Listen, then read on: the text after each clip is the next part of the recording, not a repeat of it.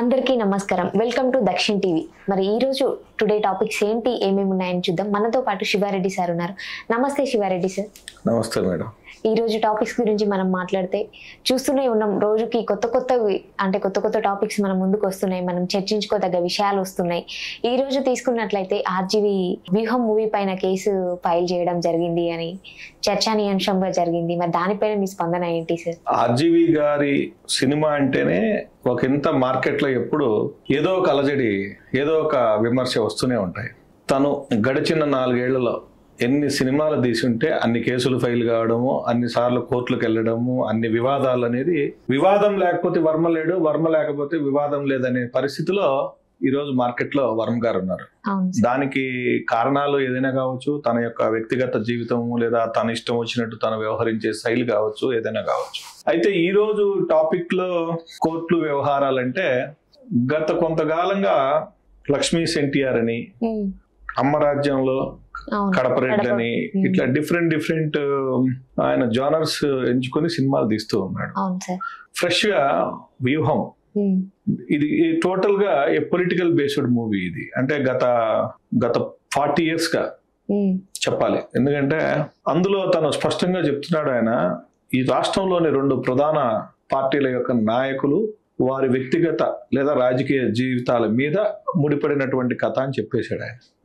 So overall గా ఏంటంటే since ఒక 6 నెలల నుంచి సినిమా షూటింగ్ అయి జరుగుతుంది, బాగా అయిపోవచ్చింది.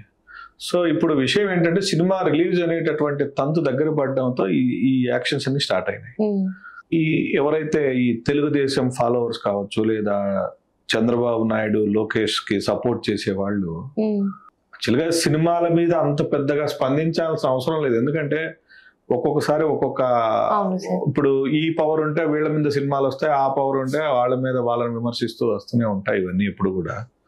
కాకపోతే ఈ మధ్య పరాకాష్ఠకు చేరారు కాబట్టి మనుషులు మానసిక స్థితులు కూడా అనిమల్ సినిమాతో పోల్చొచ్చు. ఇప్పుడు అనిమల్ క్యారెక్టరేషన్ లాగానే బయట వ్యక్తులు కూడా ప్రవర్తిస్తున్నారు.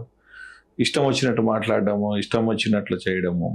ఆయన దిష్టి బొమ్మలు దాల్చారు, ఆయన ఆఫీస్ కాడివి అల్లరి చేస్తే ఆయనకి ఇంకా పబ్లిసిటీ పెరిగింది, ఈ సినిమాలో ఏదో ఉందనేటటువంటి. సో వర్మ ఏంటంటే తనని ఎవరైనా తిట్టినా, తనని ఎవరైనా కొట్టినా తను పాజిటివ్ గా తీసుకుని దాన్ని ఇంకా పబ్లిసిటీకి వాడుకునే క్యారెక్టర్ అది. సో వాడు ఎవడో అన్నట్టుగా అతన్ని అలా వదిలేస్తేనే ఒక మర్యాదగా ఉంటుంది, కానీ తనను రెచ్చగొడితే ఇంకా చెప్పకూడదు. కానీ ఆయన ఎంతకైనా దేనికైనా సిద్ధమయ్యేటటువంటి వ్యక్తి. అందున ఆయన స్పెషల్ ఏంటంటే ఈ రోజు చాలా మంది అనుకుంటున్నారు ఏదో ఈ లోకల్ గా తిరుగుతున్నాడని, తెలుగు ప్రజలకు సంబంధించిన. ఆల్రెడీ ఆయన ఇక్కడ బాంబేలో వర్క్ చేయడము, పెద్ద డాన్ల మీదనే సినిమాలు తీశాడు. డైరెక్ట్ గా వాళ్ళ పేర్లతోనే తీశాడు, డాన్లతోనే. మాఫియా డాన్లు పేరు చెబితేనే ఏ స్థాయిలో ఉండేవాళ్ళైనా భయపడే పరిస్థితి ఉన్నటువంటి వ్యక్తులతోనే కాంటాక్ట్ చేసి సినిమాలు తీసిన వ్యక్తి. ఇంకా చెప్పాలంటే సర్కార్ అని, ఇట్లా బాల్ థక్కర్ ఇలాంటి వాళ్ళ పెద్ద ఫిగర్స్ నే వాడేశాడు ఆయన. ఆయన స్థాయిలో వాస్తవంగా చెప్పాలంటే ఇవన్నీ పీనట్స్. ఈ నాయకులు కావచ్చు, ఆయన ఎవరి మీద అయితే సినిమాలు తీస్తున్నారో వాళ్ళందరూ నెగ్లెక్టెడ్ ఆయనకి. Since so long he neglected. ఇప్పుడేదో కొంచెం ఊరికే వాళ్ళని ప్రయారిటీ లెక్క తీసుకుంటున్నాడు అంతే. సో ఓవరాల్ గా ఏంటంటే ఈ ఏదైతే వ్యవహారం ఈ అల్లరి ఎంత నడుస్తుందో ఆయనకు కేవలం తనకు పబ్లిసిటీ ఫ్రీగా ఇచ్చినట్టే అనుకుంటుంటాడు ఆయన. ఎవరో ఇంకా నాకు తెలిసిన సమాచారం ఏంటంటే ₹1 కోటి తల తెస్తే ఇస్తామని కూడా ప్రాముఖ్యంగా చర్చ జరిగింది. అందున ఛానల్లో కూడా చర్చ జరిగి ఆ చర్చ తాలూకు ఛానల్ పైన కూడా కేసు పెట్టారని తెలిసింది. వాస్తవంగా ఏంటంటే టీవీ ఛానల్స్ కూడా ఒక పక్కకి వెళ్ళిపోయాయి. అంటే ఒకరికే సపోర్ట్ చేస్తూ మాట్లాడడము, వాళ్ళనే పొగుడుకుంటూ ఉండడము, వాళ్ళనే ఈ విధమైనటువంటి.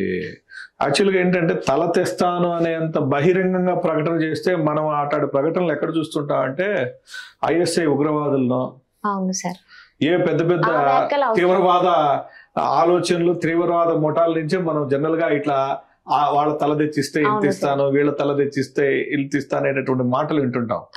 కానీ చివరకు మనము ఈ లోకల్ తెలుగు మనం ఊహించని పరిస్థితుల్లో కూడా ఇలాంటి వాక్యాలు వినాల్సి వస్తుంది. ఇది ఒక రకంగా మనకు అవమానకరమే. ఇలాంటి వ్యక్తులు, ఇలాంటి ఆలోచనలు ఉండేవాళ్ళు మన మధ్యలో ఉండడం కూడా సరైనటువంటి పరిస్థితి కాదు. కానీ మనం ఏం చేయలేము, ప్రస్తుతం చట్టాలు ఉన్నాయి, అవి చూసుకుంటే కేసు ఎటాకు పెట్టాడు కదా. అవును so sir. Police will take care. Thank you so much sir Shiva Reddy sir. Thank you madam, నమస్తే.